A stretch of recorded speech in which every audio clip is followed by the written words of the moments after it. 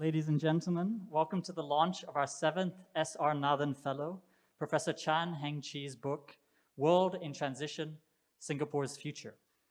We are delighted to have Minister for Foreign Affairs and Minister in charge of the Smart Nation Initiative, Dr. Vivian Balakrishnan, with us here in person today. As our guest of honor, Minister will deliver his remarks, followed by Prof. Chan Heng Chee. We will then launch the book. Following the launch, there will be a book signing session with Prof. Chan. But first, I would like to highlight a few safe distancing measures that we have in place. Most obvious is the fact that this book launch is considerably smaller than past book launches that we've had. We have no more than 50 people in total joining us in the room today. Now, we are thrilled that each of you could be here for this occasion. For other distinguished guests, friends of IPS, and members of the public who could not join us here in person today, we've invited them to tune in online to our Facebook page, where we are live streaming this event. This live stream can be watched after the event on our Facebook page and on our YouTube channel. For those watching online, you can purchase the book on World Scientific Publishing's website. And we are pleased to announce that for the entire month of March, all volumes of the IPS-Nathan Lecture series, including Prof. Chan's book, can be purchased online with a 20% discount. Enter the promo code WSWIS20 for 20% off your book purchase. Now, for those that are here, we ask that you keep your mask on and maintain a 1 meter safe distance from one another throughout the course of this event. Now, with the safe distancing measures out of the way, without further ado, to kick off today's proceedings, IPS Director, Mr. Janadas Devan, will deliver the welcome remarks. Director, please.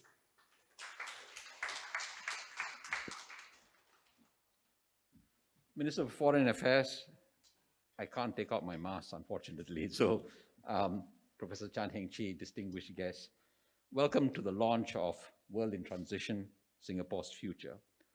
The book is, of course, a collection of the lectures that Professor Chan delivered, the 3 lectures that she delivered in the last IPS-Nathan Lecture series. The fellowship was established in 2013 on the occasion of our 25th anniversary of IPS.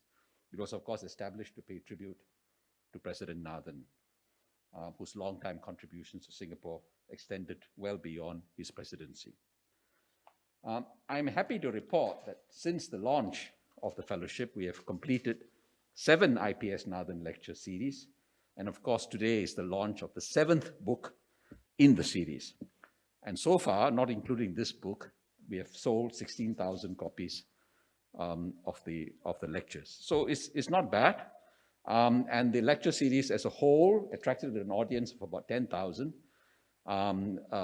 All but the last lecture, in-person attendance, Heng Chee's lectures were conducted online. And collectively, we, of course, post the lecture series on YouTube. All the lectures have attracted about 115,000 views online. I should note that when Heng Chee was first appointed the 7th S.R. Nathan Fellow, it was done before the COVID-19 pandemic. And within a matter of months, the world changed. And accordingly, it was no longer possible for her to deliver the lectures in person. And all her 3 lectures were delivered online. And unusually, her lectures were also broadcast for the first time on CNA radio or the entire lecture series. So the online, each of her lectures attracted about 750, 800, which is actually more than the number which they usually attend our lectures. So actually, this is by far the most well-received lecture series that we have had. We have to double up over the next 1 year because we only had 1 lecture series in last year. And because of COVID, we weren't able to have more. So over the next 1 year, we will have 4 IPS-Nathan lectures, beginning with Corina Lai, the Executive Director of AWARE, I think in May, followed by Ravi Menon, in July. Patrick Daniel is doing a series of 3 lectures in October or so. And then Nolene Hazer later next year. So many more lectures, but this is thus far our most successful in terms of audience attention and attendance. And I'm very glad that Heng Chee has been a very swift and efficient lecturer who converted her lectures into a book in double quick time. So thank you very much, and thank you for attending this function. Minister. Thank you very much, Director. Minister, if you could wait a moment as we sanitize the mic and the rostrum. And Director, Director, you may take your seat.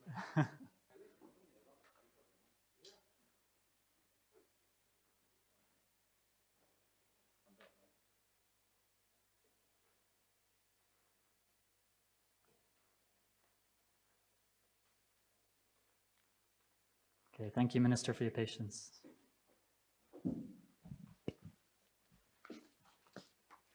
Thank you, Janadas, Professor Chan Heng Chee, friends.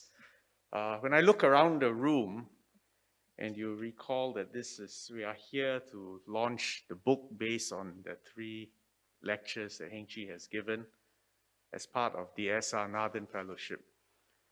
And as I was saying just now, as I look around the room, I think for most of us here, the late President S.R. Nathan was a key figure in our lives, in our careers, in our personal lives, by his sheer presence, his inspiration, and his role modelship. I recall my father always speaking admiringly of this childhood friend, a few years older than him, who looked up to him, who had done so well and done so much for Singapore. Personally, he was also one of the few people whom I consulted 2 decades ago before entering politics. I cannot reveal the contents of that conversation, but I will tell you that it made a difference. Mr. S.R. Nathan was always a realist, looked at the world with unvarnished eyes, looked at it critically, and our position in the world critically. And he was always looking for how we could do better, survive and thrive, despite a sometimes bleak and cruel world. And always trying, at least as far as I could observe, which was in the latter part of his career, always trying to inspire, always trying to teach, and to get the next generation to do better than the founding generation. I think on all these 3 counts of being critical, of being optimistic and hoping for a better future, and of trying to inspire the next generation, I can't think of anyone who's a better exemplar of these 3 qualities than Professor Chan Heng Chee herself. She has spent a lifetime both in the academic pursuit,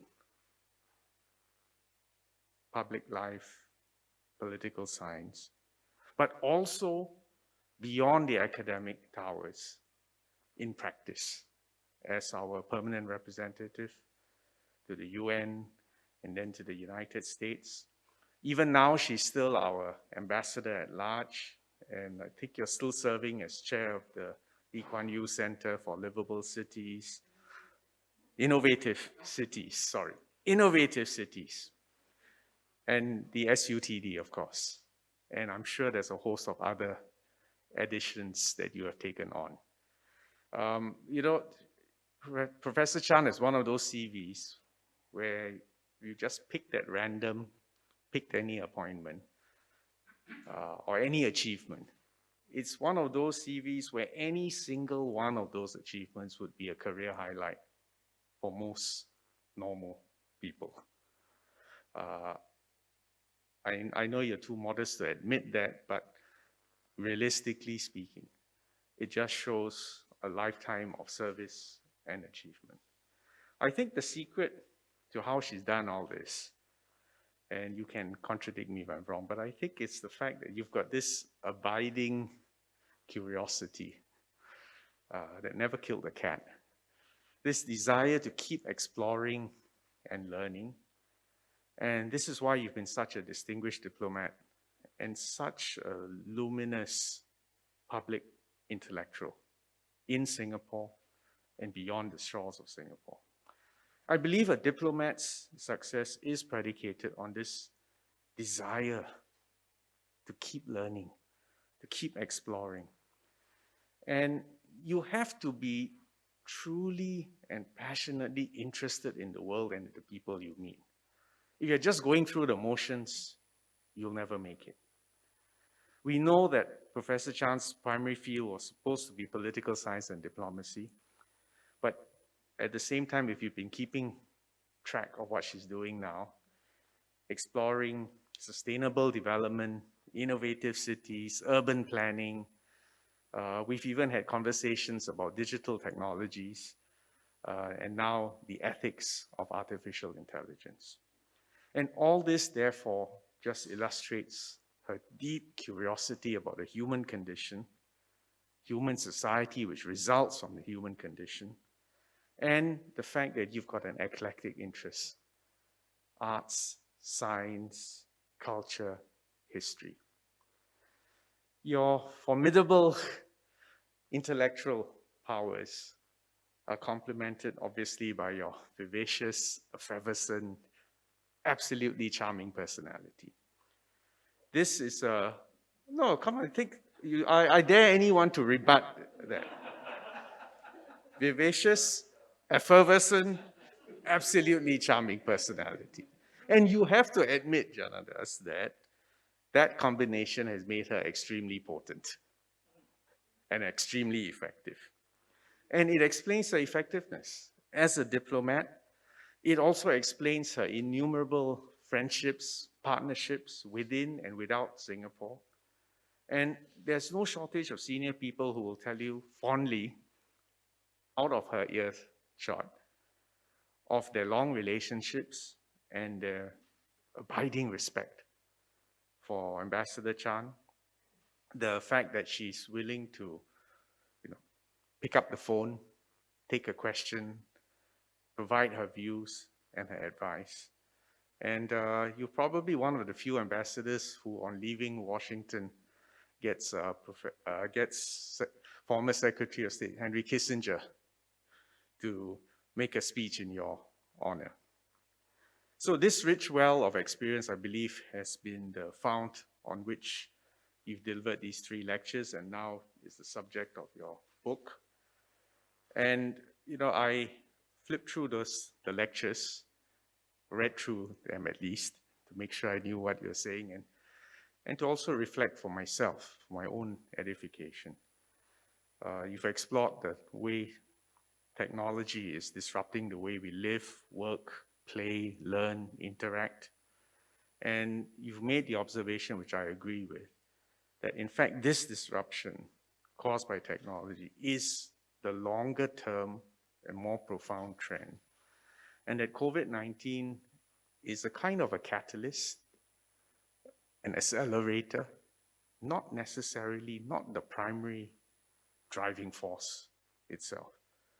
The lectures touch on topics including your hypothesis that democracy has faltered, but it will survive, that capitalism has floundered, but it has also highlighted the need to think more profoundly about society and the society that we want to create out of this new future. You've reminded us that we are no longer in a unipolar world, and perhaps we're moving to a world order of 2.5 poles. I'll leave you to describe how the other half pole comes about. And you've laid out the key security flashpoints between the US and China. You've also highlighted the rise of techno-nationalism, which we can see clearly played out over the last few years, and the need for a global discussion on common standards, and my own personal belief on open standards and open data. And of course, the need for Singapore to find our niche, define our role, achieve relevance, and the ability to stick together and to implement policies. And I suppose this comes back to your political science background, your constant reminder to the government to do things with a human heart and human touch. So your advice, as always, is spot on. And I can assure you that there are many people beyond those watching on YouTube and even the people who will read the book, for which your ideas will provide fertile seeds that will, I believe, change minds, change attitudes, and help us make sense of the world that we're in. So on that note, let me say again, congratulations for all that you've done. Congratulations for this book. And thank you. Thank you, Heng Chee, for your leadership, your inspiration, and being a role model for all of us. Congratulations, and I hand the floor to you. Thank you all so much. Thank you, Minister.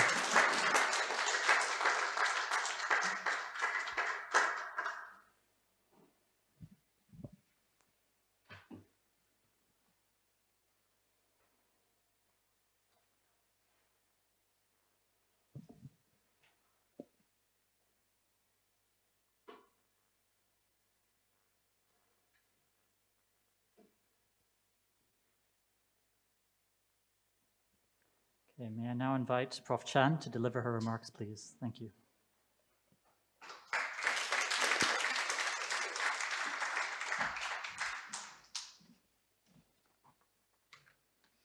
Minister, Janadas Devan, Director of IPS, Excellencies, my very good friends.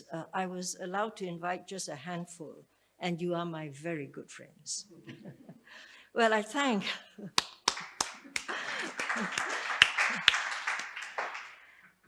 IPS for the opportunity to be the 7th S.R. Nathan Fellow in 2020 to address the unraveling that is occurring around the world at the time. And 2020 was a terrible, terrible year. But I will not go into my lectures. You can read it in the books. I have to say, Janadas is brilliant or harebrained. He persuaded S.R. Nathan to endorse the idea of the IPS-Nathan Lecture series. Now, there are many distinguished lectures. The Singapore lecture, MAS lecture, the Dr. Goh Keng Swee lecture in AEI. Most of them are one lecture shots, most of them delivered by foreigners. The IPS S.R. Nathan lecture series is different. The S.R. Nathan Fellow, the project is a bold idea. It proposes that a prominent Singaporean should deliver a lecture of series on Singapore issues or on issues relevant to Singapore. And it forces the Nathan Fellow to stop, to think, and to reflect very deeply on the topic of his or her choice, and then to expound the topic before the public. As Janadas has said quite proudly and rightly so, now he has a body of works, 7 of them, and there are many S.R. Nathan Fellows present here today. Bilahari Kausikan, Peter Ho, Cheong Koon Hian, and Tan Tai Yong, Professor Tan Tai Yong. Ho Kwang Ping, who is in Thailand and could not be here, and there is a Lim Seong Guan, who could not be here. But you have a body of work now. And I would say this is highly unusual because no other place in the region has, in fact, the ambition to assemble this kind of thinking that represents the country. And IPS has done that. I can only think of, in this region, and I'm not counting Europe or America, the Boyer Lectures, sponsored by ABC, Australian Broadcasting Corporation, is a series of talks by prominent Australians. I researched, and really that was all I came up with. And I did think you wouldn't find this anywhere. So Janadas, congratulations for the conception of the IPS-Nathan Lectures. And I think this is what you have produced. I have been thinking about the unraveling world order, the unraveling institutions. And so this appointment gave me the opportunity to think about that. I talked of the emerging 2.5 pole in the world. Our European ambassadors here would be pleased to know that I think Europe is that half pole that will have a role to play. And you have to build that middle space so that we do not have to choose between the US or China. There's an independent path, and there are countries like you in Europe that want to be sovereign and to make your decisions, and you should be able to float between poles, siding with one side now, siding with the other side then. And there are many small and middle powers that do feel the same. And I think if we have numbers, it shouldn't be an organized force. It's, just a loose coalition. It changes every now and again, but that third space should be created by the third pole, the half pole. Now, when I began this work, when Janadas told me to write, he was right. I didn't expect COVID. And I have to say that COVID changed my lectures in more ways than one.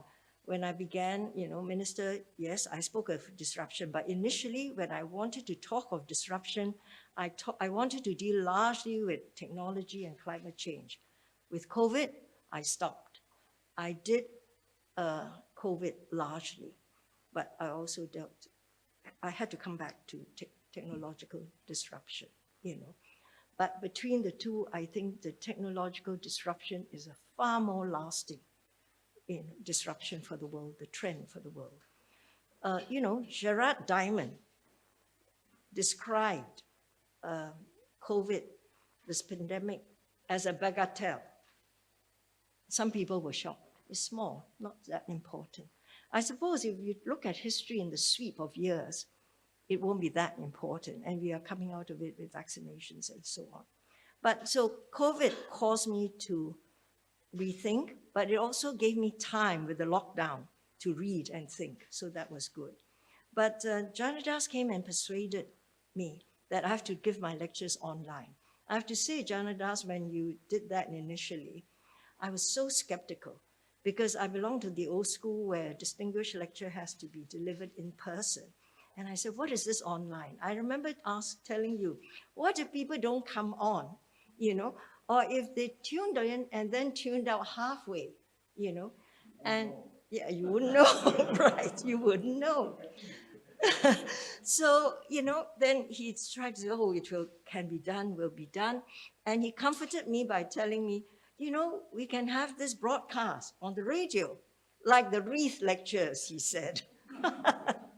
Well, so anyway, I thought, since I'm from the Singapore University of Technology and Design, I should really take the first step. And if not me, who? So I said, okay, I will go online. Now, of course, you wonder, what is all this about? Everybody is going on webinar. But this is in April 2020, when he proposed this idea. And I was supposed to give my first lecture in April. I didn't. We postponed it. We were waiting to allow the government to let us have a bigger audience, but it never came. So we went online. And you are right, we had a much larger audience than we could ever dream of. And I'm sure in the future, you will do a hybrid event. And what we found, Janadas, which you didn't mention, but your folks told me, that the group aged between 25 and 35 just grew tremendously for this series of lectures because it was online. If it is in person, you had the older population that showed up. So it captured a younger population. So you should always go online, So that was the change. Now, I would say that, when I wrote this book, when you read it, I begin with the poem, The Second Coming by William Butler Yeats. And I quoted the whole poem. By coincidence, Fikra McFadden, your IPS fellow, who you assigned to me to help me, and Fikra is here. He's a Singaporean. He served national service, And Fikra said to me on Sunday, just a couple of nights ago, he said, do you know, Mr. Devan gave a speech commemorating the 24th anniversary of the UN in October 1969, where he wrote about what a terrible state the world was in, and he too quoted the Second Coming. So I took that, he sent it to me, and this is in his book, Not by Wages Alone, Devan. And he quoted the same lines. The world was in a terrible state, 1969. The UN is in a terrible state. Things fall apart, the center cannot hold. Mere anarchy is loosed upon the world. The ceremony of innocence is drowned. The best lack all conviction, and the worst are full of passionate intensity. So it is relevant. So I said, oh, how very coincidental. But Devan said, we must have hope, even against all hope. And I think that is, good advice, because at this particular time in our lives, in the world, we have to hope against all hope, because everything seems to be unraveling and heading towards a rocky path. Now, so my last lecture was called Optimism from the Jaws of Gloom, and that was discussing Singapore's position. So I do have some optimism. Now, I just want to say a few words, taking this opportunity to express my thanks, my appreciation to several people. Firstly, I would like to thank Minister Vivian Balakrishnan for taking time to launch this book, and really for giving such a wonderful speech. I mean, gee, nobody has praised me in that way. Yeah, I thought you were the most appropriate person, not just because you are my boss, and that is very appropriate, but because the book touches on all the topics that you deal with and have knowledge of. So I said, it has to be Minister Balakrishnan. No, Americans praise me like that, They are very big-hearted, yeah. But I would like to say a very big thank you to the staff of IPS. Liang Kai Sing for facilitating things, where she? Yeah. And making it so easy to give the lectures online. And the whole team that was there with me, they are here today also. And Rachel Howe, my research assistant from IPS, who was resourceful and intelligent, and who now works with MCI. And following her, thank you for assigning me Fikra McFadden, who took over from Rachel and who efficiently helped me with the editorial preparations. Better his eyes than mine to pick up the editorial mistakes. And finally, I thank all my friends for coming this evening to attend this book launch. Thank you so very much.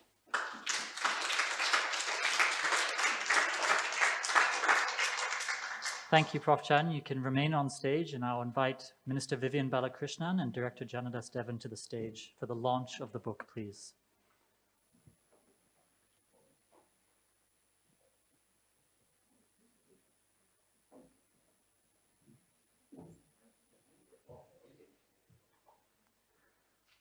Okay, we will now launch the book.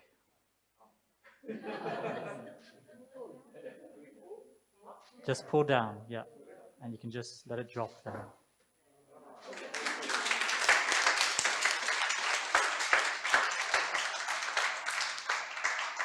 Prof. Chan will now present Minister with a copy of the book.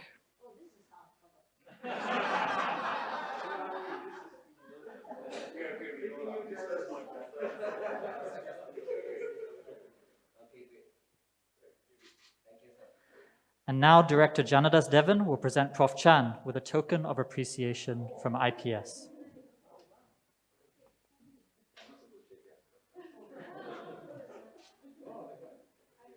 Now you can pose for a group photo together.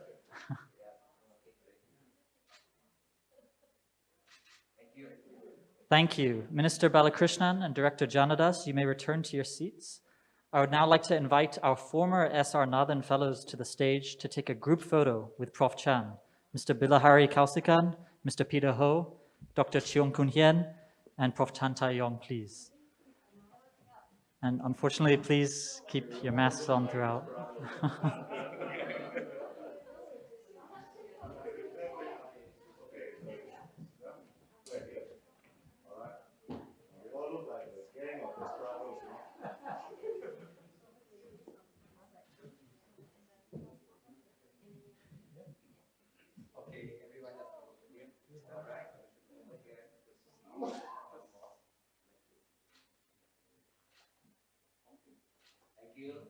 Okay, thank you all very much for attending today. The book signing session will begin shortly. Please maintain a 1 meter safe distance while queuing. Thank you all very much for being here today.